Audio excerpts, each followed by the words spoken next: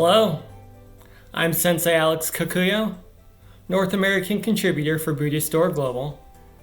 Thanks for joining me for this episode of The Ordinary Buddhist.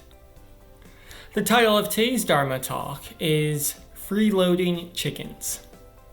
Before we get into that, please subscribe and hit the notification bell. That way you'll be notified when I post talks in the future. If you wouldn't mind hitting the like button, that'd be great too.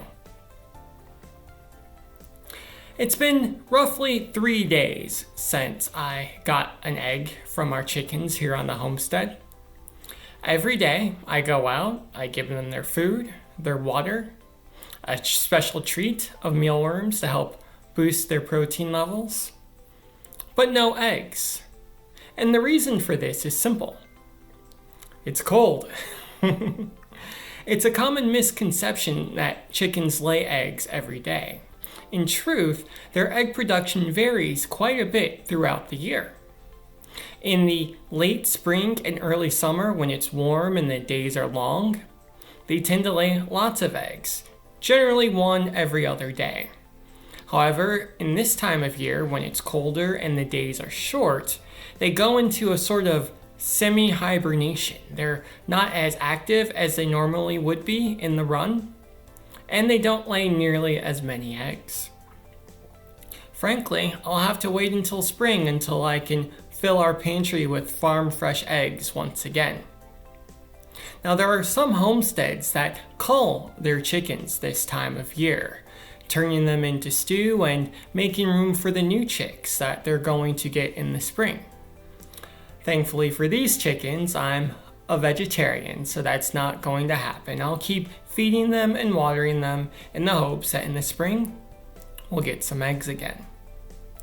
That said, I think there's something to be learned here in regards to not just homesteading, but also our Buddhist practice.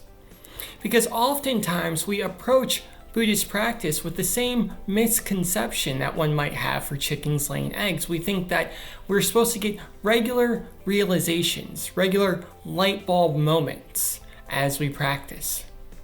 Every day on the cushion, we should see the world differently. Every time we open the sutras, we should get a new insight into the nature of reality. Sadly, this isn't the case. Sometimes we struggle to sit on the cushion. Sometimes we study the sutras and we don't clearly understand them. Now, if we approach this from an economic standpoint, thinking about our rate of return, in the same way that one might kill their chickens if they're not laying eggs, we may give up on our Buddhist practice if we don't think we're progressing quickly enough. However, the mature practitioner understands that spiritual practice is seasonal, just like chickens laying eggs. Sometimes the information just comes, it clicks naturally in our minds, like we've been doing this for 1,000,000 years. Other times we're going to struggle. Remember, even the Buddha took several lifetimes in order to realize enlightenment. And so it is with us. It's important that instead of looking at our spiritual practice based on what am I getting in return, we simply see it as a daily ritual we take part in order to cope with the suffering of life. In the same way that I feed and water my chickens, not so that I'll get eggs, but rather simply so they won't be hungry. We can sit on the cushion and meditate. We can chant, light incense, study sutras, not because we're trying to have some great realization, but simply because it's a way to calm our minds and prepare ourselves for the challenges that come at us day to day.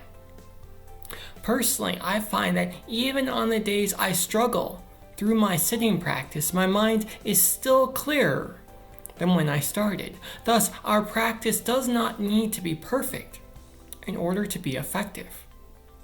And as we keep plodding along through these dark days of winter, eventually spring will come. And remember that each step we take, no matter how small, is still one step closer to enlightenment. Amitabha.